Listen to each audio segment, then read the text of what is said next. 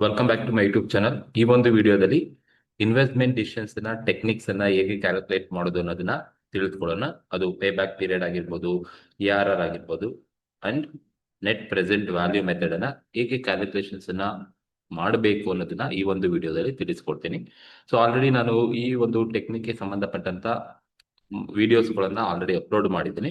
So ಇದು ಒಂದು questions, ಯಾವಾಗ profit before depreciation before tax ಕೊಟ್ಟಾಗ ಯಾವ ತರ ನೀವು ಟೆಕ್ನಿಕ್ಸ್ ಕ್ಯಾಲ್ಕುಲೇಷನ್ಸ್ ಮಾಡಬೇಕಾಗುತ್ತೆ ಅನ್ನೋದನ್ನ ಈ ಒಂದು ವಿಡಿಯೋದಲ್ಲಿ ತಿಳಿಸ್ಕೊಡ್ತೀನಿ. ನೋಡಿ, ಕ್ವಶನ್ಸ್ ಏನಿದೆಯಪ್ಪ ಅಂದ್ರೆ, ABC limited is considering investing in a project that caste ₹7 lakh.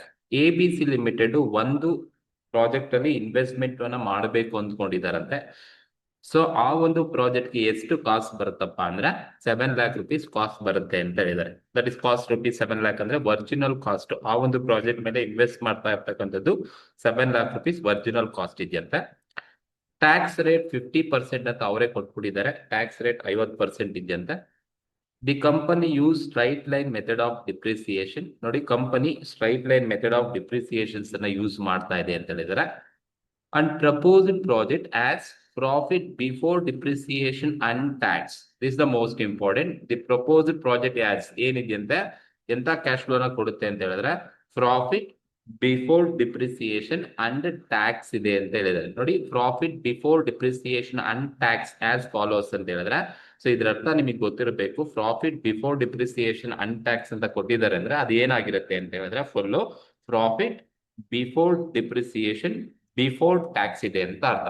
PBDBT ಕೊಟ್ಟಿದ್ದಾರೆ ಅಂತ ಅರ್ಥ. Profit before depreciation and tax in the sense profit before depreciation before tax question ಅಲ್ಲಿ ಕೊಟ್ಟಿರ್ತಕ್ಕಂಥದ್ದು. ಏನಿದೆ ಬಿಫೋರ್ ಡಿಪ್ರಿಸಿಯೇಷನ್ ಬಿಫೋರ್ ಟ್ಯಾಕ್ಸ್ ಅಂತ ಕೊಟ್ಟಿದ್ದಾರೆ, year 5 ವರ್ಷ ಕೊಟ್ಟಿದ್ದಾರೆ. ಇಲ್ಲಿ ಹೇಳಿದರೆ profit before depreciation and tax. Profit before depreciation and tax in profit before depreciation before tax. First year 1,40,000 ಇದೆ, ಸೆಕೆಂಡ್ ಇಯರ್ 1,40,40 ಇದೆ, ಥರ್ಡ್ ಇಯರ್ 2 lakh ಇದೆ, ಫೋರ್ತ್ ಇಯರ್ 2,50,000 ಇದೆ, ಫಿಫ್ತ್ ಇಯರ್ 3 lakh ಇದೆ. ನೆಕ್ಸ್ಟ್ ಕಾಲಮ್ ಅಲ್ಲಿ PV ಫ್ಯಾಕ್ಟರ್ 10% PV ಫ್ಯಾಕ್ಟರ್ ಕೊಟ್ಟಿದ್ದಾರೆ. First year 0.909, 0.826 second year, 0.7513 third year, 0.683 fourth year, 0.621 fifth year ಇರ್ತಕ್ಕಂಥದ್ದು. So ಇದು cash inflow ಕೊಟ್ಟಿರೋದು. ಕ್ಯಾಶ್ ಇನ್ಫ್ಲೋ ಅಲ್ಲೇನ್ ರುಪೀಸ್ ಕೊಟ್ಟಿದ್ದಾರೆ, ಅದು ಕ್ಯಾಶ್ ಇನ್ಫ್ಲೋ. ಎಂತ ಕ್ಯಾಶ್ ಇನ್ಫ್ಲೋ ಅಂತ ಹೇಳಿದ್ರೆ profit before depreciation and tax ಅಂತ. In the sense profit before depreciation before tax 5 ವರ್ಷದ್ದು ಕೊಟ್ಟಿದ್ದಾರೆ. And PV factor for 10 years ಕೊಟ್ಟಿದ್ದಾರೆ. Calculate the following: A, pay back period; B, net present value 10%; accounting rate of return. Calculations ಅನ್ನ ಮಾಡಿ ಅಂತ ಹೇಳಿದ್ದಾರೆ. ನೋಡಿ, ನಾವು ಈ 3 ಟೆಕ್ನಿಕ್ ನ ಕ್ಯಾಲ್ಕುಲೇಷನ್ಸ್ ಅನ್ನ ಮಾಡಬೇಕು ಅಂದ್ರೆ, ಸೊ ನಿಮ್ಗೆ ಗೊತ್ತಿರಬೇಕು ಯಾವ್ಯಾವ ಟೆಕ್ನಿಕ್ಗೆ ಎಂತ ಕ್ಯಾಶ್ ಫ್ಲೋ ಬೇಕು ಅಂತ ಹೇಳಿದ್ರೆ. ನೋಡಿ, ಪೇ ಬ್ಯಾಕ್ ಪೀರಿಯಡ್ ನ ನೀವು ಮಾಡ್ತೀರಾ ಅಂತ ಹೇಳಿದ್ರೆ ನಿಮ್ಗೆ ಎಂತ ಕ್ಯಾಶ್ ಫ್ಲೋ ಬೇಕಪ್ಪ ಅಂದ್ರೆ profit before depreciation after tax, PBDAT ಇರೋ ಕ್ಯಾಶ್ ಫ್ಲೋ ಬೇಕು. NPV ಮಾಡ್ತೀರಾ, NPV ನೀವು ಮಾಡ್ತೀರಾ ಅಂತ ಹೇಳಿದ್ರೆ for NPV calculation also we required profit before depreciation after tax ಇರಬೇಕು.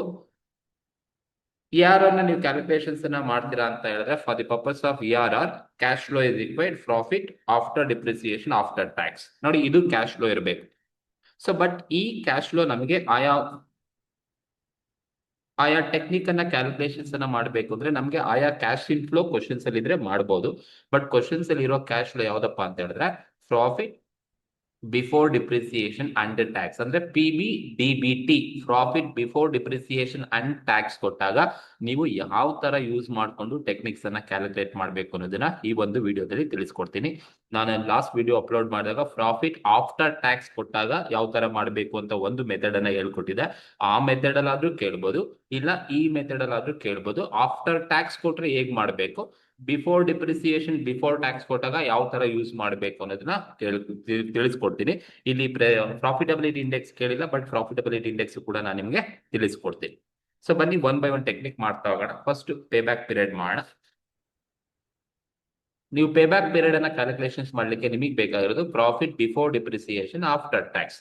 ಸೊ ಹಾಗಾಗಿ ನಾವು ಬಿಫೋರ್ ಡಿಪ್ರಿಸಿಯೇಷನ್ ಬಿಫೋರ್ ಟ್ಯಾಕ್ಸ್ ಅನ್ನ ಬಿಫೋರ್ ಡಿಪ್ರಿಸಿಯೇಷನ್ ಆಫ್ಟರ್ ಟ್ಯಾಕ್ಸ್ ಆಗಿ ಮಾಡ್ಕೋಬೇಕು ಅಂದ್ರೆ, ನೋಡಿ, ನೀವು ಇಷ್ಟು ಕಾಲಮ್ ನಿಮಗೆ ಗೊತ್ತಿರಬೇಕು. ಯಾವುದೇ ಟೆಕ್ನಿಕ್ ಅನ್ನ ಮಾಡಿ ನಿಮ್ಗೆ before depreciation before tax question ಅಲ್ಲಿ ಕೊಟ್ಟಿದ್ದಾರೆ profit before depreciation and tax ಹೀಗೆ ಕೊಡ್ತಾರೆ, ಅಥವಾ PBDT ಅಂತ ಕೊಡ್ತಾರೆ. ಬಿಫೋರ್ ಡಿಪ್ರಿಸಿಯೇಷನ್ ಬಿಫೋರ್ ಟ್ಯಾಕ್ಸ್ ಕೊಟ್ಟಿದ್ದಾರೆ ಅಂದ್ರೆ ನೀವು ಬಿಫೋರ್ ಡಿಪ್ರಿಸಿಯೇಷನ್ ಆಫ್ಟರ್ ಟ್ಯಾಕ್ಸ್ ವರ್ಗು ಮಾಡ್ಕೋಬೇಕು.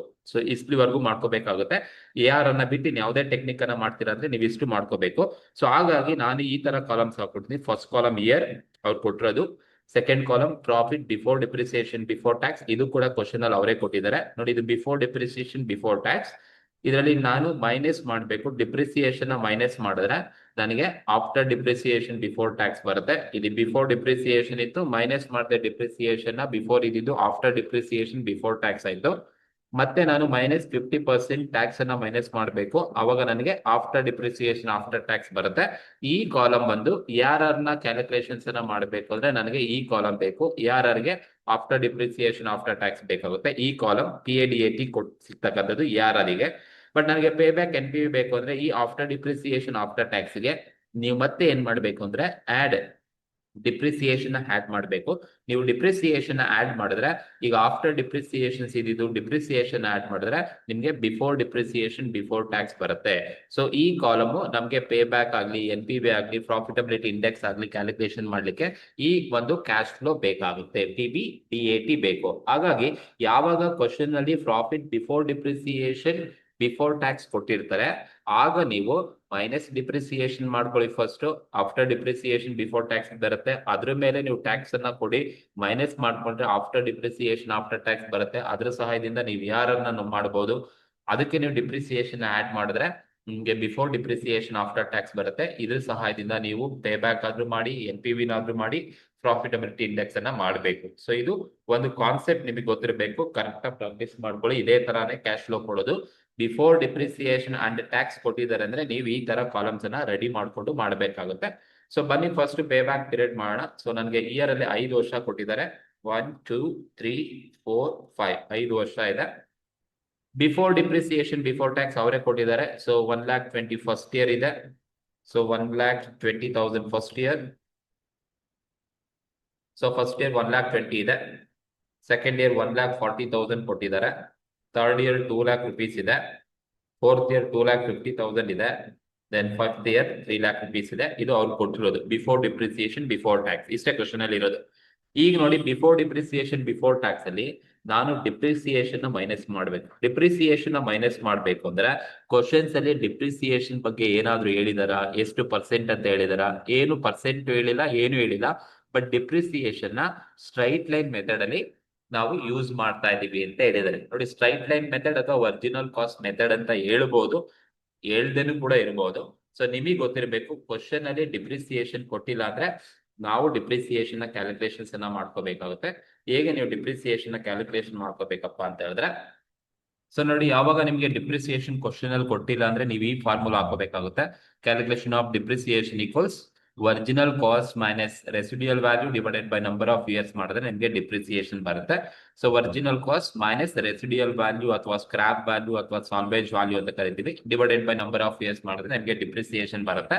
ಕ್ವಶನ್ ಅಲ್ಲಿ ಒರಿಜಿನಲ್ ಕಾಸ್ಟ್ ಕೊಟ್ಟಿದಾರ ಅಂತ ಹೇಳಿದ್ರೆ ಎಷ್ಟಿದೆಯಪ್ಪ ಒರಿಜಿನಲ್ ಕಾಸ್ಟ್ ಅಂತ ಹೇಳಿದ್ರೆ ನೋಡಿ, ಒರಿಜಿನಲ್ ಕಾಸ್ಟ್ ಬಂದು 7 lakh rupees ಇದೆ. ಸ್ಕ್ರಾಪ್ ವ್ಯಾಲ್ಯೂ ಕ್ವಶನ್ಸ್ ಅಲ್ಲಿ ಎಲ್ಲಾದ್ರೂ ಕೊಟ್ಟಿದಾರ? ಕ್ವಶನ್ಸ್ ಅಲ್ಲಿ ಎಲ್ಲಲ್ಲಿ ಸ್ಕ್ರಾಪ್ ವ್ಯಾಲ್ಯೂ ಆಗಲಿ ರೆಸಿಡಿಯಲ್ ವ್ಯಾಲ್ಯೂ ಆಗಲಿ ಏನು ಇಲ್ಲ. ಹಾಗಾಗಿ ನಾವೇನ್ ಮಾಡ್ಬೋದು ಅಂದ್ರೆ original cost 7 lakh minus scrap value 0.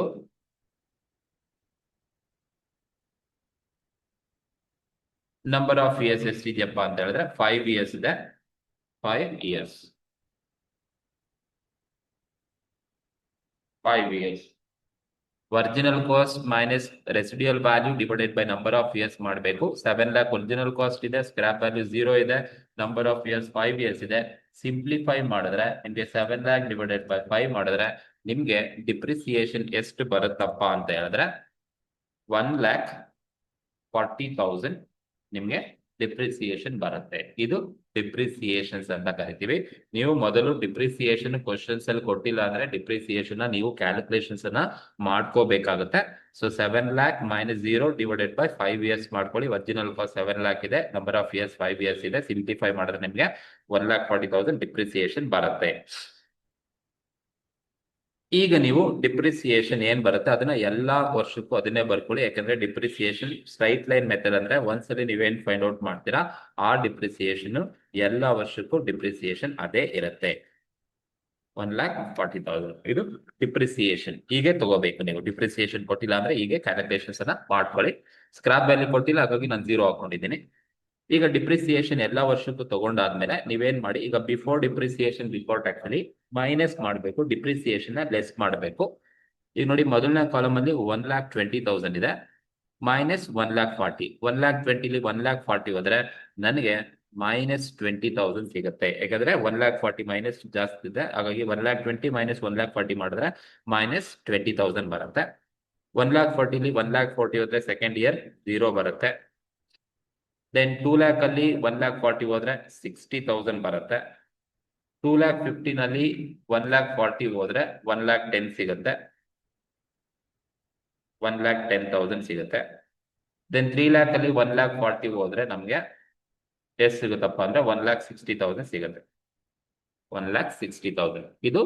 ಈಗ ನೋಡಿ ನಮ್ಗೆ ಬಿಫೋರ್ ಡಿಪ್ರಿಸಿಯೇಷನ್ ಬಿಫೋರ್ ಟ್ಯಾಕ್ಸ್ ಕೊಟ್ಟಿದ್ದ ಅದರಲ್ಲಿ ನಾವು ಡಿಪ್ರಿಸಿಯೇಷನ್ ಮೈನಸ್ ಮಾಡಬೇಕು. ಮೈನಸ್ ಮಾಡಿದಾಗ ನಮಗೆ ಬರೋದೆ profit after depreciation before tax ಅಂತ ಕರಿತೀವಿ. ಸೊ ಇದು ಹೆಂಗ್ ಮೈನಸ್ ಆಯ್ತು ಅಂತ ಗೊತ್ತಿರಬೇಕು. ಈ ವ್ಯಾಲ್ಯೂಸ್ ಅಲ್ಲಿ ಬಿಫೋರ್ ಡಿಪ್ರಿಸಿಯೇಷನ್ ಬಿಫೋರ್ ಟ್ಯಾಕ್ಸ್ ಅಲ್ಲಿ ಡಿಪ್ರಿಸಿಯೇಷನ್ ಮೈನಸ್ ಮಾಡ್ಕೊಳ್ಳಿ. ಈಗ 1,20,000 ನಲ್ಲಿ 1,40,000 ಹೋದ್ರೆ -20 ಬರುತ್ತೆ. 1,40,000 ನಲ್ಲಿ 1,40,000 ಹೋದ್ರೆ 0 ಬರುತ್ತೆ. 2 lakh ಅಲ್ಲಿ 1,40,000 ಹೋದ್ರೆ 60. 2,15,000 ನಲ್ಲಿ 1,40,000 ಹೋದ್ರೆ 1,10. 3 lakh ಅಲ್ಲಿ 1,40,000 ಹೋದ್ರೆ 1,60,000 ಸಿಗುತ್ತೆ. ಈಗ ನೀವು ಈ ಆಫ್ಟರ್ ಡಿಪ್ರಿಸಿಯೇಷನ್ ಬಿಫೋರ್ ಟ್ಯಾಕ್ಸ್ ಮೇಲೆ ಟ್ಯಾಕ್ಸ್ ಕೊಡಬೇಕು. ಕ್ವಶನ್ ಅಲ್ಲಿ ಟ್ಯಾಕ್ಸ್ ಕೊಟ್ಟಿರ್ತಾರೆ, ಕೊಟ್ಟಿಲ್ಲ ಅಂದ್ರೆ ನೀವು 50% ತಗೊಳ್ಳಿ ಈ ತರ ಸಿಚುಯೇಷನ್ಸ್ ಇದ್ರೆ. ಸೊ ಕ್ವಶನ್ ಅಲ್ಲಿ ಎಷ್ಟು ಪರ್ಸೆಂಟ್ ಕೊಟ್ಟಿರ್ತಾರೋ ನೀವು 10% ತಗೋಬೇಕು. ಈಗ ನಾನು ಆಫ್ಟರ್ ಡಿಪ್ರಿಸಿಯೇಷನ್ ಬಿಫೋರ್ ಟ್ಯಾಕ್ಸ್ ಮೇಲೆ ಟ್ಯಾಕ್ಸ್ ಅನ್ನ ಕೊಡಬೇಕು 50%. ಈಗ ನೋಡಿ ಟ್ಯಾಕ್ಸ್ ಕೊಡ್ಬೇಕಾದ್ರೆ ಫಸ್ಟ್ ಇಯರ್ ನನಗೆ ನೆಗೆಟಿವ್ ವ್ಯಾಲ್ಯೂ ಇದೆ ನೋಡಿ, -20,000 ಇದೆ. ಮೈನಸ್ ಇದ್ದಾಗ ನೀವು ಟ್ಯಾಕ್ಸ್ ಅನ್ನ ಕೊಡ್ಲಿಕ್ಕೆ ಬರಲ್ಲ, ಹಾಗಾಗಿ 0. ಮೈನಸ್ ಇದ್ದಾಗ ಟ್ಯಾಕ್ಸ್ ಕೊಡಬೇಡಿ, 0. ಮೈನಸ್ ಅನ್ನ ಲಾಸ್ ಇದ್ದಾಗ ಟ್ಯಾಕ್ಸ್ ಕೊಡಲ್ಲ, 0 ಅಂತ ಕರಿತೀವಿ.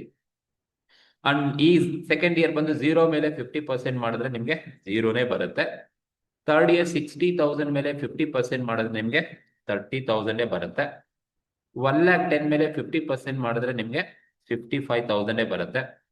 1,60,000 ನಲ್ಲಿ 50% ಮಾಡಿದ್ರೆ ನಿಮ್ಗೆ 80,000 ಸಿಗುತ್ತೆ. ಇದು ನಿಮಗೆ ಟ್ಯಾಕ್ಸ್ 50% ಕ್ಯಾಲ್ಕುಲೇಷನ್ಸ್ ಅನ್ನ ಮಾಡ್ಕೊಂಡಿರೋದು. ಫಸ್ಟ್ ಇಯರ್ ಮೈನಸ್ ವ್ಯಾಲ್ಯೂ ಇದೆ, ಮೈನಸ್ ಇದ್ದಾಗ ಟ್ಯಾಕ್ಸ್ ಕೊಡ್ಬೇಡಿ, 0 ಟ್ರೀಟ್ ಮಾಡಿ. ಸೆಕೆಂಡ್ ಇಯರ್ 0 ಮೇಲೆ 50% ಕೊಟ್ರೆ 0ನೇ ಇರುತ್ತೆ. ಥರ್ಡ್ ಇಯರ್ 60 ಮೇಲೆ 50% ಕೊಟ್ರೆ 30 ಇದೆ. 1,10,000 ಮೇಲೆ 50% ಮಾಡಿದ್ರೆ 55 ಬರುತ್ತೆ. 1,60,000 ಮೇಲೆ 50 ಮಾಡಿದ್ರೆ 80,000 ಸಿಗುತ್ತೆ. ಇದು ಟ್ಯಾಕ್ಸ್. ಈಗ ನೀವೇನ್ ಮಾಡ್ಬೇಕು ಅಂದ್ರೆ ಈ ಆಫ್ಟರ್ ಡಿಪ್ರಿಸಿಯೇಷನ್ ಬಿಫೋರ್ ಟ್ಯಾಕ್ಸ್ ಅಲ್ಲಿ ಮೈನಸ್ ಟ್ಯಾಕ್ಸ್ ಅನ್ನ ಮೈನಸ್ ಮಾಡಬೇಕು. ಈಗ ನೋಡಿ ಫಸ್ಟ್ ಇಯರ್ -20,000 -0 ಮಾಡಿದ್ರೆ -20,000 -0 ಮಾಡಿದ್ರೆ ನಿಮ್ಗೆ ಎಷ್ಟು ಬರುತ್ತಪ್ಪ ಅಂತ ಹೇಳಿದ್ರೆ -20,000 -0 ಮಾಡಿದ್ರೆ ನಿಮ್ಗೆ ಇಲ್ಲಿ ಮಿಸ್ಟೇಕ್ ಮಾಡಿದ ಚಾನ್ಸಸ್ ಇರುತ್ತೆ, ನೋಡ್ಕೊಳ್ಳಿ. -20,000 -0 ಮಾಡಿದ್ರೆ ನಿಮ್ಗೆ -20,000 ಸಿಗುತ್ತೆ. 0 ನಲ್ಲಿ 0 ಹೋದ್ರೆ 0ನೇ ಸಿಗುತ್ತೆ. 60 ನಲ್ಲಿ 30,000 ಹೋದ್ರೆ 30,000 ಸಿಗುತ್ತೆ. 1,10,000 ನಲ್ಲಿ 55,000 ಹೋದ್ರೆ 55,000 ಸಿಗುತ್ತೆ. 1,60,000 ನಲ್ಲಿ 80,000 ಹೋದ್ರೆ 80,000 ಸಿಗುತ್ತೆ. ಇದು ಆಫ್ಟರ್ ಡಿಪ್ರಿಸಿಯೇಷನ್ ಆಫ್ಟರ್ ಟ್ಯಾಕ್ಸ್ ಅಂತ ಕರಿತೀವಿ. ಆಫ್ಟರ್ ಡಿಪ್ರಿಸಿಯೇಷನ್ ಆಫ್ಟರ್ ಟ್ಯಾಕ್ಸ್ ಇದು ನಮ್ಗೆ ಯಾರನ್ನ ಕ್ಯಾಲ್ಕುಲೇಷನ್ಸ್ ಅನ್ನ ಮಾಡ್ಬೇಕಾದ್ರೆ ಇಲ್ಲಿ ಹೇಳಿದಾರಲ್ವಾ, ಯಾರನ್ನ ಕ್ಯಾಲ್ಕುಲೇಷನ್ಸ್ ಅನ್ನ ಮಾಡ್ಬೇಕಾದ್ರೆ ಈ ಕಾಲಮ್ ಅಲ್ಲಿರೋ ಅಮೌಂಟ್ಸ್ ಅನ್ನ ತಗೋಬೇಕಾಗುತ್ತೆ. ಯಾಕಂದ್ರೆ ನನಗೆ ಇಲ್ಲಿ ಯಾರಿಗೆ PADAT ಬೇಕು. So before depreciation before tax ಇತ್ತು, minus depreciation after depreciation before tax ಬಂತು, ಮೈನಸ್ ಟ್ಯಾಕ್ಸ್ ನಮಗೆ ಆಫ್ಟರ್ ಡಿಪ್ರಿಸಿಯೇಷನ್ ಆಫ್ಟರ್ ಟ್ಯಾಕ್ಸ್ ಬಂತು. ಬಟ್ ಇಲ್ಲಿ ನಿಮಗೆ ಗೊತ್ತಿರಬೇಕು ಯಾವಾಗ ಮೈನಸ್ ಬರುತ್ತೆ, ಮೈನಸ್ ಬಂದಾಗ ನಿಮ್ಗೆ ಟ್ಯಾಕ್ಸ್ ಕೊಡಬೇಡಿ, ಅದು 0ನೇ ಇರುತ್ತೆ, ಅದು ಗೊತ್ತಿರಬೇಕು. ಮತ್ತೆ ಇಲ್ಲಿ -20,000 ಅಲ್ಲಿ -0 ಹೋದ್ರೆ ನಿಮ್ಗೆ -20ನೇ ಬರುತ್ತೆ, ಅದು ಮೈನಸ್ ಅನ್ನ ಕ್ಯಾರಿ ಮಾಡಬೇಕಾಗುತ್ತೆ. 0 ನಲ್ಲಿ 0 ಹೋದ್ರೆ 0ನೇ ಬರುತ್ತೆ. 60 ನಲ್ಲಿ 30 ಹೋದ್ರೆ 30, 1,10,000 ನಲ್ಲಿ 55 ಹೋದ್ರೆ 55, 1,60,000 ನಲ್ಲಿ 80 ಹೋದ್ರೆ 80,000 ಸಿಗುತ್ತೆ. ಇದು after depreciation after tax ARR ಗೆ ಸಿಗುತ್ತೆ. ಮತ್ತೆ ನಿಮ್ಗೆ ಪೇ ಬ್ಯಾಕ್ NPV ಅಥವಾ PI ಏನಾದ್ರು ಕೇಳಿದ್ರೆ ನೀವೇನ್ ಮಾಡ್ಬೇಕು ಅಂದ್ರೆ ಈ ಆಫ್ಟರ್ ಡಿಪ್ರಿಸಿಯೇಷನ್ ಆಫ್ಟರ್ ಟ್ಯಾಕ್ಸ್ ಗೆ ಡಿಪ್ರಿಸಿಯೇಷನ್ ನೀವು ಆಡ್ ಮಾಡಬೇಕು. ಆಲ್ರೆಡಿ ನನಗೆ ಗೊತ್ತು ಡಿಪ್ರಿಸಿಯೇಷನ್ ನಾವು ಫೈಂಡ್ ಔಟ್ ಮಾಡಿದೀವಿ, 1,40,000 ಇದೆ, ಹಾಗಾಗಿ 1,40,000 1,40,000 ಎಲ್ಲ ವರ್ಷನೂ ಕೂಡ 1,40,000 ಡಿಪ್ರಿಸಿಯೇಷನ್ ತಗೊಳ್ಳಿ. ಸೊ ಇದು ಡಿಪ್ರಿಸಿಯೇಷನ್ ನಾವು PADAT ಗೆ ಆಡ್ ಮಾಡ್ಬೇಕು. ಆಡ್ ಮಾಡಿದ್ರೆ ನಿಮ್ಗೆ ಬರೋದೆ PBDAT, profit before depreciation after tax ಸಿಗುತ್ತೆ. ಈಗ ನೋಡಿ -20,000ಗೆ 1,40,000 ಆಡ್ ಮಾಡಿದ್ರೆ ನಿಮ್ಗೆ ಎಷ್ಟು ಬರುತ್ತಪ್ಪ ಅಂದ್ರೆ ಪ್ಲಸ್ 1,20,000 ಸಿಗುತ್ತೆ. 1,40ಗೆ 1,20 ಪ್ಲಸ್ 1,40 ಆಡ್ ಮಾಡಿದ್ರೆ ನಿಮ್ಗೆ 1,20,000 ಸಿಗುತ್ತೆ. 0ಗೆ 1,40ನ ನೀವು ಆಡ್ ಮಾಡಿದ್ರೆ ಎಷ್ಟು ಸಿಗುತ್ತಪ್ಪ ಅಂತ ಹೇಳಿದ್ರೆ 1,40,000 ಸಿಗುತ್ತೆ. ದೆನ್ 1,40ಗೆ 30 ಆಡ್ ಮಾಡಿದ್ರೆ 1,70,000 ಸಿಗುತ್ತೆ. ದೆನ್ 1,40ಗೆ 55,000 ನೀವು ಆಡ್ ಮಾಡಿದ್ರೆ ನಿಮಗೆ 1,95,000 ಸಿಗುತ್ತೆ. ದೆನ್ 1,40ಗೆ ನೀವು 80,000 ಆಡ್ ಮಾಡಿದ್ರೆ ನಿಮಗೆ 2,20,000 ಸಿಗುತ್ತೆ. ಇದು profit before depreciation after tax ಅಂತ ಕರಿತೀವಿ. ನೋಡಿ, ಇದು ಕ್ಯಾಲ್ಕುಲೇಷನ್ಸ್ ಮಾಡ್ಕೋಬೇಕು ಫಸ್ಟ್ ನೀವು. ಯಾವಾಗ ಅಂದ್ರೆ ಕ್ವಶನ್ಸ್ ಅಲ್ಲಿ ಬಿಫೋರ್ ಡಿಪ್ರಿಸಿಯೇಷನ್ ಅಂಡ್ ಟ್ಯಾಕ್ಸ್ ಕೊಟ್ಟಿದ್ದಾರೆ, ಬಿಫೋರ್ ಡಿಪ್ರಿಸಿಯೇಷನ್ ಬಿಫೋರ್ ಟ್ಯಾಕ್ಸ್ ಕೊಟ್ಟಿದ್ರೆ ನೀವು ಇದೇ ಮೆಥಡ್ ಅನ್ನ ಫಾಲೋ ಮಾಡಬೇಕು. ಡಿಪ್ರಿಸಿಯೇಷನ್ ಲೆಸ್ ಮಾಡಬೇಕು, ಅವಾಗ ಆಫ್ಟರ್ ಡಿಪ್ರಿಸಿಯೇಷನ್ ಬಿಫೋರ್ ಟ್ಯಾಕ್ಸ್ ಬರುತ್ತೆ. ಅದ್ರ ಮೇಲೆ ಟ್ಯಾಕ್ಸ್ ಅನ್ನ ಫಸ್ಟ್ ಕೊಡಬೇಕು, ಮತ್ತೆ ಟ್ಯಾಕ್ಸ್ ಅನ್ನ ಲೆಸ್ ಮಾಡ್ಕೊಂಡ್ರೆ ನಿಮ್ಗೆ ಆಫ್ಟರ್ ಡಿಪ್ರಿಸಿಯೇಷನ್ ಆಫ್ಟರ್ ಟ್ಯಾಕ್ಸ್ ಬರುತ್ತೆ. ಆಮೇಲೆ ನೀವು ಡಿಪ್ರಿಸಿಯೇಷನ್ ಆಡ್ ಮಾಡಿದ್ರೆ ನಿಮ್ಗೆ ಬಿಫೋರ್ ಡಿಪ್ರಿಸಿಯೇಷನ್ ಆಫ್ಟರ್ ಟ್ಯಾಕ್ಸ್ ಸಿಗುತ್ತೆ. ಈಗ ನೀವು ಯಾವ ಟೆಕ್ನಿಕ್ ಅನ್ನ ಮಾಡ್ತಾ ಇದ್ದೀರಾ, ಪೇ ಬ್ಯಾಕ್ ಮಾಡ್ತಾ ಇದ್ದೀರಾ ಅಂದ್ರೆ ಈ ಪೇ ಬ್ಯಾಕ್ ಅನ್ನ ಮಾಡ್ಬೇಕು ಅಂದ್ರೆ ನನಗೆ ಈ ಕಾಲಮ್ ಕ್ಯಾಶ್ ಫ್ಲೋ ಬೇಕು. ಡೈರೆಕ್ಟ್ ಆಗಿ ನಾನು ಕ್ಯುಮ್ಯುಲೇಟಿವ್ ಮಾಡ್ಕೊಂಡ್ರೆ ನನಗೆ ಪೇ ಬ್ಯಾಕ್ ಪೀರಿಯಡ್ ಸಿಗುತ್ತೆ. ಸೊ ನೀವು NPV ಮಾಡಬೇಕು ಅಂದ್ರೆ PV ಫ್ಯಾಕ್ಟರ್ ಜೊತೆ ಮಲ್ಟಿಪ್ಲೈ ಮಾಡ್ಕೊಳ್ಳಿ, ನಿಮಗೆ NPV ಸಿಗುತ್ತೆ. ಹಾಗಾಗಿ ನಾನು ಪೇ ಬ್ಯಾಕ್ ಪೀರಿಯಡ್ ಮಾಡ್ತಾ ಇದ್ರಿಂದ ನನಗೆ ಬೇಕಾಗಿರೋ cash flow before depreciation after tax ಇಲ್ಲಿ ಸಿಕ್ಕಿದೆ. ಈಗ ನಾನು ಕ್ಯುಮ್ಯುಲೇಟಿವ್ ಮಾಡ್ತೀನಿ. ಕ್ಯುಮ್ಯುಲೇಟಿವ್ ಮಾಡ್ಬೇಕಾದ್ರೆ ನಿಮ್ಮ ಒರಿಜಿನಲ್ ಕಾಸ್ಟ್ ಗೊತ್ತಿರಬೇಕು. ಒರಿಜಿನಲ್ ಕಾಸ್ಟ್ 7 lakh rupees ಇದೆ. ಅಪ್ ಟು 7 lakh ಬರೋವರೆಗೂ ನೀವು ಕ್ಯುಮ್ಯುಲೇಟಿವ್ ಮಾಡ್ಕೊಳ್ತಾನೆ ಹೋಗಿ. ಸೊ ಫಸ್ಟ್ ಇಯರ್ ಈ ಅಮೌಂಟ್ ಅನ್ನೇ ತಗೋಬೇಕು ಇದು ಪೇ ಬ್ಯಾಕ್ ಪೀರಿಯಡ್ ಗೆ. ಸೊ 1,20,000 ಇದೆ, ಹಾಗಾಗಿ ನಾನು 1,20,000 ತಗೊಳ್ತೀನಿ. ಈ 1,20,000ಗೆ ನೀವೇನ್ ಮಾಡಿ ಅಂದ್ರೆ ಆಡ್ ಈ 1,20,000ಗೆ ಈ 1,40,000 ಆಡ್ ಮಾಡ್ಕೊಳ್ಳಿ. ಸೊ 1,20,000ಗೆ ಪ್ಲಸ್ 1,40,000 ಆಡ್ ಮಾಡಿದ್ರೆ ಸೆಕೆಂಡ್ ಇಯರ್ ಎಷ್ಟು ಬರುತ್ತಪ್ಪ ಅಂದ್ರೆ 1,20,000 ಪ್ಲಸ್ 1,40,000 ಆಡ್ ಮಾಡಿದ್ರೆ 2,60,000 ಸೆಕೆಂಡ್ ಇಯರ್ ಬರುತ್ತೆ. ಈ ಸೆಕೆಂಡ್ ಇಯರ್ 2,60,000ಗೆ ಥರ್ಡ್ ಇಯರ್ ಅಲ್ಲಿ 1,70,000 ಇದೆ. ಸೊ ಆಡ್ 1,70,000 ಆಡ್ ಮಾಡಿ ನಿಮ್ಗೆ 4,30,000 ಬರುತ್ತೆ. 4,30,000 ಸಿಗುತ್ತೆ. ಈ 4,30,000ಗೆ ನೀವೇನ್ ಮಾಡಿ ಅಂದ್ರೆ ನೆಕ್ಸ್ಟ್ ಇಯರ್ದು 1,95,000 ಇದೆ, 1,95,000 ಆಡ್ ಮಾಡಿ. ಆಡ್ ಮಾಡಿದ್ರೆ ನಮ್ಗೆ 6,25,000 ಸಿಗುತ್ತೆ. 6,25,000 ಸಿಗುತ್ತೆ. ನಮ್ಮ ಒರಿಜಿನಲ್ ಕಾಸ್ಟ್ ಅದೆಷ್ಟು 7 lakh. ನೀವು ಪೇ ಬ್ಯಾಕ್ ಮಾಡ್ಬೇಕಾದ್ರೆ ನಿಮ್ಮ 7 lakh ಬರಬೇಕಿಲ್ಲ, ಅದಕ್ಕಿಂತ ಜಾಸ್ತಿ ಬರುವವರೆಗೂ ಕ್ಯುಮ್ಯುಲೇಟಿವ್ ಮಾಡ್ಕೊಳ್ತಾನೆ ಹೋಗ್ಬೇಕು. ಈಗ 4ನೇ ವರ್ಷಕ್ಕೆ ನನಗೆ 6,25,000 ಬಂದಿದೆ. ಈ 6,25,000ಗೆ 2,20,000 ನಾನು ಆಡ್ ಮಾಡಿದ್ರೆ 2,20,000 ಆಡ್ ಮಾಡಿದ್ರೆ ನನಗೆ 8,45,000 ಸಿಗುತ್ತೆ. ಸೊ ನೋಡಿ, ಇದು 8,45,000 ಏನ್ ಬಂತು, ನನ್ನ ಒರಿಜಿನಲ್ ಕಾಸ್ಟ್ ಗಿನ್ನ ಜಾಸ್ತಿ ಬಂದಿದೆ. ಸೊ ಯಾವಾಗ ಒರಿಜಿನಲ್ ಕಾಸ್ಟ್ ಗಿನ್ನ ಜಾಸ್ತಿ ಬರುತ್ತೆ ಅಲ್ಲಿಗೆ ನೀವು ಸ್ಟಾಪ್ ಮಾಡ್ಕೊಳ್ಳಿ. ಪೇ ಬ್ಯಾಕ್ ಪೀರಿಯಡ್ ಅನ್ನ ನೀವು ಕ್ಯಾಲ್ಕುಲೇಷನ್ಸ್ ಅನ್ನ ಮಾಡ್ಕೋಬೇಕಾಗತ್ತೆ. ಹೇಗೆ ಮಾಡ್ತೀರಾ ಅಂತ ಹೇಳಿದ್ರೆ ನೋಡಿ, pay back period equals. So ನನಗೆ ಪೇ ಬ್ಯಾಕ್ ಪೀರಿಯಡ್ ಅನ್ನ ಮಾಡ್ಬೇಕಾದ್ರೆ ನನ್ನ ಒರಿಜಿನಲ್ ಕಾಸ್ಟ್ ಇರೋದು 7 lakh, ಅದಕ್ಕಿಂತ ಜಾಸ್ತಿ ಬಂದಿರೋದು 5ನೇ ವರ್ಷ. ಹಾಗಾಗಿ 5ನೇ ವರ್ಷ 8,45,000 ಬಂದಿದೆ. ಬಟ್ ನನ್ನ ಒರಿಜಿನಲ್ ಕಾಸ್ಟ್ ಇರೋದು 7 lakh ಮಾತ್ರ. ಹಾಗಾಗಿ ನಿಮ್ಮ ಒರಿಜಿನಲ್ ಕಾಸ್ಟ್ ಗಿನ್ನ ಯಾವಾಗ ಜಾಸ್ತಿ ಹೋಗುತ್ತೆ ಅವಾಗ ನೀವೇನ್ ಮಾಡಿ ಆ ಒಂದು ವರ್ಷದ ಹಿಂದಿನ ವರ್ಷ ತಗೋಬೇಕು. ಈಗ 5ನೇ ವರ್ಷ ನನಗೆ 8,45,000 ಬಂದಿದೆ. ಹಿಂದಿನ ವರ್ಷ ಅಂದ್ರೆ ಯಾವುದು, 4ನೇ ವರ್ಷ ತಗೋಬೇಕು. 4ನೇ ವರ್ಷ ತಗೋಬೇಕು. ಯಾವಾಗ ನಿಮ್ಮ pay back period original cost ಗಿನ್ನ ಜಾಸ್ತಿ ಇದ್ದಾಗ ಆ ಒಂದು ವರ್ಷ ಬಿಟ್ಟು ಆಗ ಹಿಂದಿನ ವರ್ಷ ತಗೊಳ್ಳಿ. ಯಾವುದೇ ಪ್ರಾಬ್ಲಮ್ ಮಾಡ್ಬೇಕಾದ್ರೆ ಆಗ ಹಿಂದಿನ ವರ್ಷ ಬಂದು 4th ಇಯರ್ ಇದೆ. ಹಾಗಾಗಿ ನಾನು 4th ಇಯರ್ ಅಂತ ತಗೊಳ್ತೀನಿ. ಪ್ಲಸ್ 4th ಇಯರ್ ನಮ್ಗೆ ಎಷ್ಟು ಬಂದಿದೆಯಪ್ಪ ಅಂದ್ರೆ 6,25,000. 4th ಇಯರ್ 6,25,000 ಬಂದಿದೆ. ನೋಡಿ, ನಮ್ಮ ಒರಿಜಿನಲ್ ಕಾಸ್ಟ್ ಇರೋದು ಎಷ್ಟು 7 lakh. ನೋಡಿ, 4th ಇಯರ್ ಬಂದಿರೋದು 6,25,000.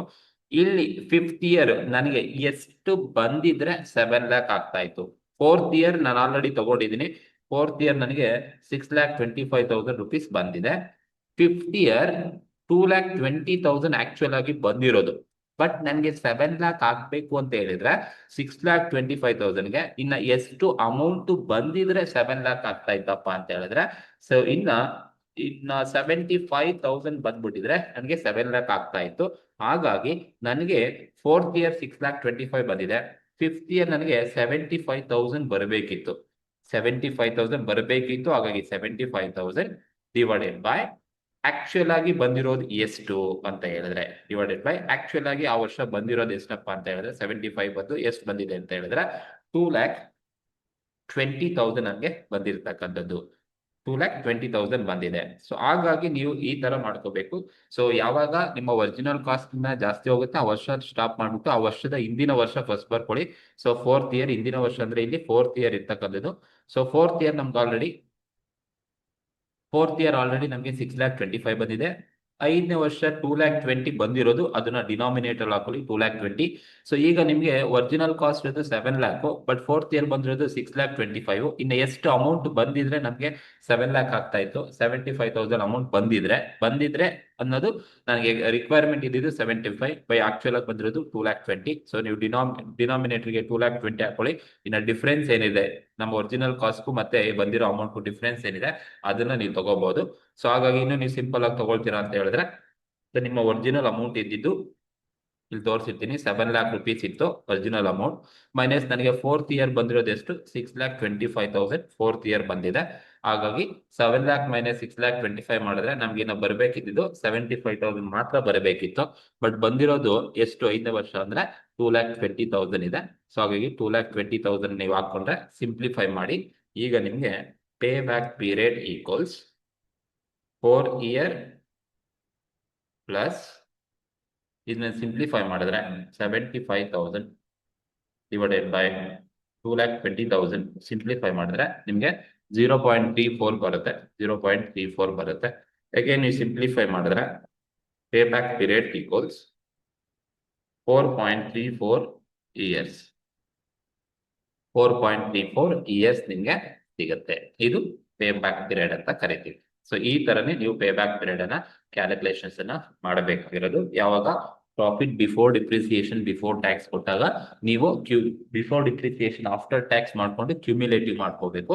ಕ್ಯುಮ್ಯುಲೇಟಿವ್ ಮಾಡ್ಕೊಂಡಾದ್ಮೇಲೆ ನಿಮ್ಮ ಒರಿಜಿನಲ್ ಕಾಸ್ಟ್ ಇನ್ನ ಜಾಸ್ತಿ ಹೋದ್ರೆ ಅಲ್ಲಿಗೆ ಸ್ಟಾಪ್ ಮಾಡಿ.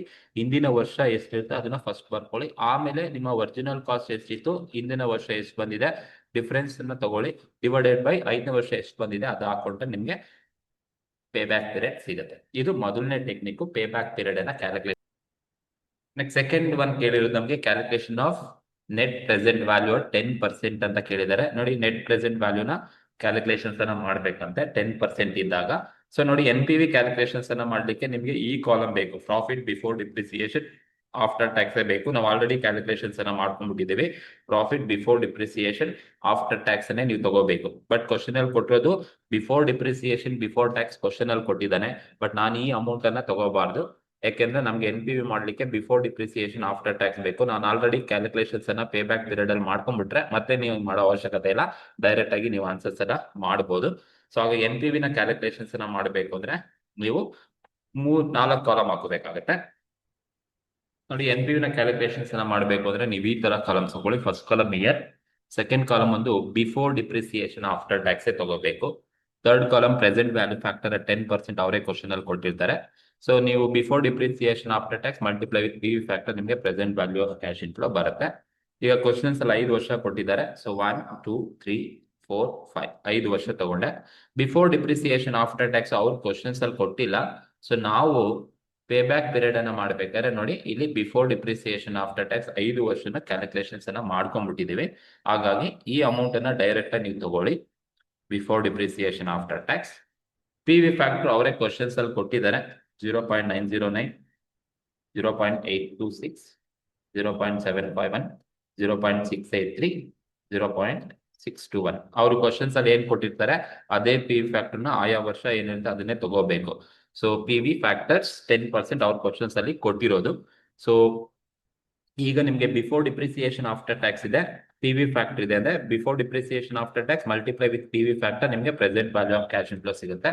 ಸೊ 1,20,000 ಇಂಟು 0.909 ಮಾಡಿದ್ರೆ ನಿಮ್ಗೆ ಎಷ್ಟು ಬರುತ್ತಪ್ಪ ಅಂದ್ರೆ 1,09,080 rupees ಸಿಗುತ್ತೆ ಮೊದಲನೇ ವರ್ಷ.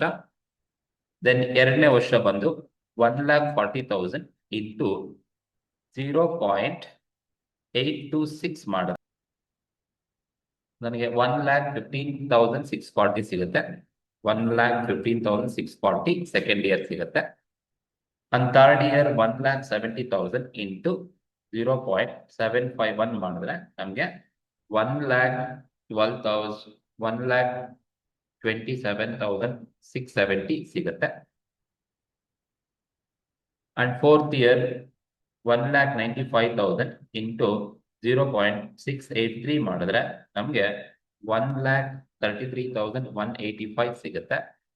ಅಂಡ್ ಫೋರ್ತ್ ಇಯರ್ 2,20,000 ಇಂಟು 0.621 ಮಾಡಿದ್ರೆ ನನಗೆ 1,36,620 ಸಿಗುತ್ತೆ. So present value of cash inflow ಅಂತ ಕರಿತೀವಿ. ಅಂದ್ರೆ ಪ್ರೆಸೆಂಟ್ ಕ್ಯಾಶ್ ಇನ್ಫ್ಲೋ ಅಂದ್ರೆ profit before depreciation after tax cash inflow ಕೊಟ್ಟಿದ್ದಾರೆ. ಕ್ವಶನ್ ಅಲ್ಲಿ ಪಿ ವಿ ಫ್ಯಾಕ್ಟರ್ ಅವರೇ ಕೊಟ್ಟಿದ್ದಾರೆ. Cash inflow into P V factor ಮಾಡಿದ್ರೆ ನಿಮಗೆ present value of cash inflow ಸಿಗುತ್ತೆ. ಈಗ ಇಷ್ಟು ನೀವು ಪ್ರೆಸೆಂಟ್ ವ್ಯಾಲ್ಯೂ ಆಫ್ ಕ್ಯಾಶ್ ಇನ್ಫ್ಲೋನ ನೀವು ಟೋಟಲ್ ಮಾಡ್ಕೊಳ್ಳಿ. ಟೋಟಲ್ ಮಾಡಿದಾಗ ನಿಮಗೆ ಬರೋದು total present value of cash inflow ಅಂತ ಕರಿತೀವಿ. ಸೊ ಎಲ್ಲ ಟೋಟಲ್ ಮಾಡ್ಕೊಂಡ್ರೆ 6,22,195 ಸಿಗುತ್ತೆ. ಟೋಟಲ್ ಮಾಡ್ಕೊಂಡ್ರೆ this is total present value of cash inflow 6,22,195 ಬರುತ್ತೆ.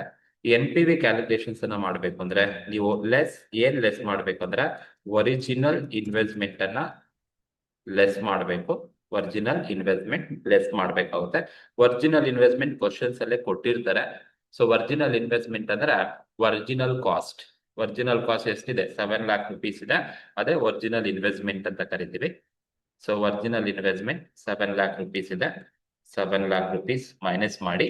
ಸೊ ಲೆಸ್ 7 lakh rupees ಅನ್ನ ನಿಮ್ಗೆ ಮೈನಸ್ ಮಾಡಿದ್ರೆ ನಿಮ್ಗೆ ನೆಟ್ ಪ್ರೆಸೆಂಟ್ ವ್ಯಾಲ್ಯೂ ಎಷ್ಟು ಸಿಗುತ್ತಪ್ಪ ಅಂದ್ರೆ ನೆಗೆಟಿವ್ ಬರುತ್ತೆ. 77,805 ನಿಮ್ಗೆ ನೆಗೆಟಿವ್ ವ್ಯಾಲ್ಯೂ ಸಿಗುತ್ತೆ. ಯಾಕಂದ್ರೆ present value of cash inflow ಕಡಿಮೆ ಇದೆ, ಒರಿಜಿನಲ್ ಇನ್ವೆಸ್ಟ್ಮೆಂಟ್ ಜಾಸ್ತಿ ಇರೋದ್ರಿಂದ ನಿಮ್ಗೆ ನೆಟ್ ಪ್ರೆಸೆಂಟ್ ವ್ಯಾಲ್ಯೂ ಬಂದು 77,805 ಸಿಗುತ್ತೆ. ಇದು ಎರಡನೇ ಟೆಕ್ನಿಕ್.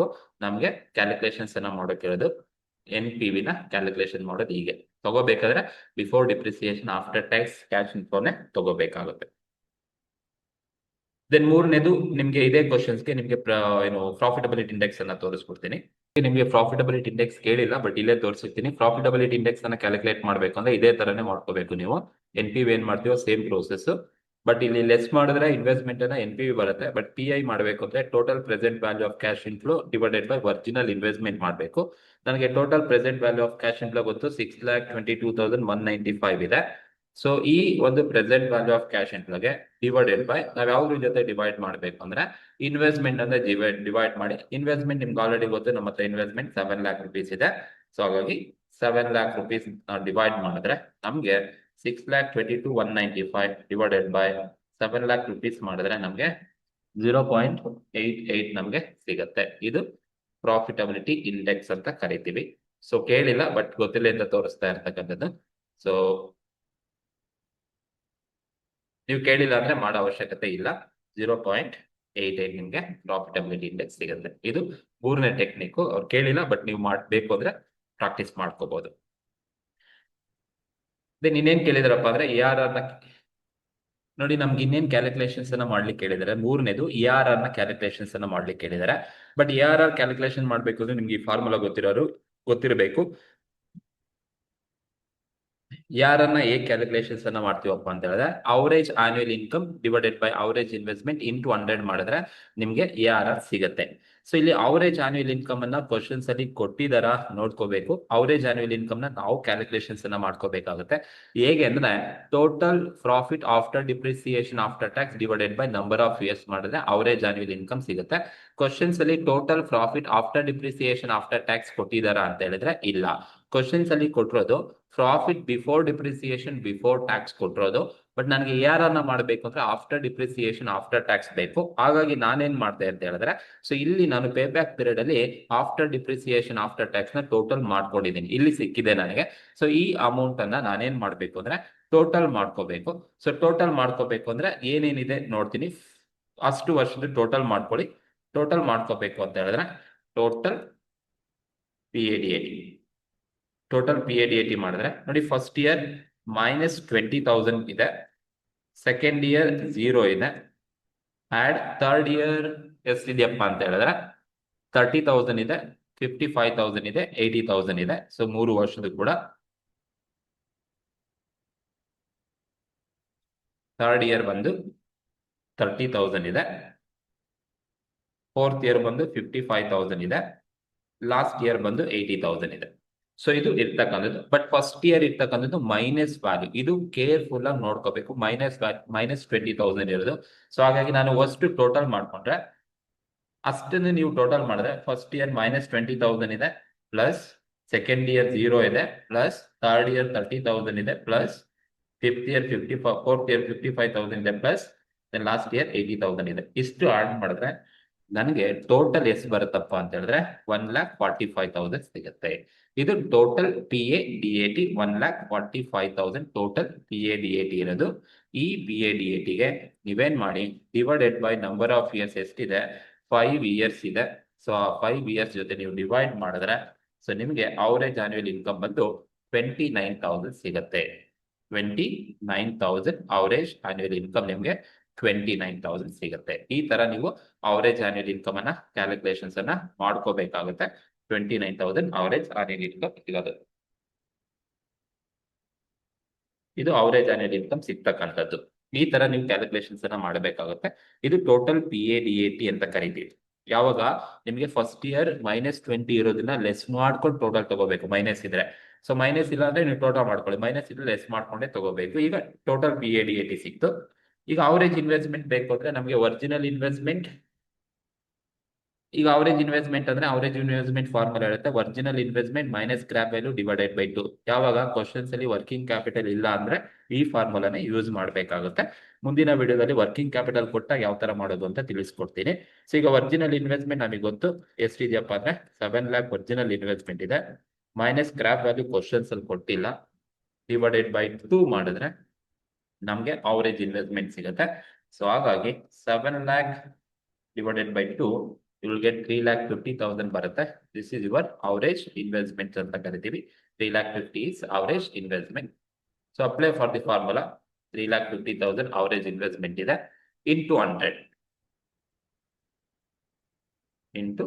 100 ಮಾಡಿದ್ರೆ ನಿಮಗೆ ಅವರೇಜ್ ಇನ್ವೆಸ್ಟ್ಮೆಂಟ್ ಸಿಗುತ್ತೆ. ಸೊ 29,000 divided by 3,50,000 into 100 ಮಾಡಿದ್ರೆ ನಿಮಗೆ 8.28% ನಿಮಗೆ ARR ಸಿಗುತ್ತೆ. ಸೊ ARR equals 8.28% ನಿಮಗೆ ARR ಸಿಗುತ್ತೆ. ಸೊ ಈ ತರ ನೀವು ARR ನ ಕ್ಯಾಲ್ಕುಲೇಷನ್ಸ್ ಅನ್ನ ಮಾಡ್ಕೋಬೇಕಾಗುತ್ತೆ. ಸೊ ಇದು ARR ನ ಕ್ಯಾಲ್ಕುಲೇಷನ್ಸ್ ಅನ್ನ ಮಾಡ್ಲಿಕ್ಕೆ ಇರ್ತಕ್ಕಂಥದ್ದು. ಸೊ ಈ ಒಂದು ವಿಡಿಯೋ ನಿಮ್ಗೆ ಇಷ್ಟ ಆಗಿದ್ರೆ ದಯವಿಟ್ಟು ಸಬ್ಸ್ಕ್ರೈಬ್ ಮಾಡಿ, ಶೇರ್ ಮಾಡಿ, ಮತ್ತಷ್ಟು ವಿಡಿಯೋಸ್ನ ಅಪ್ಲೋಡ್ ಮಾಡ್ತೀನಿ. Thank you.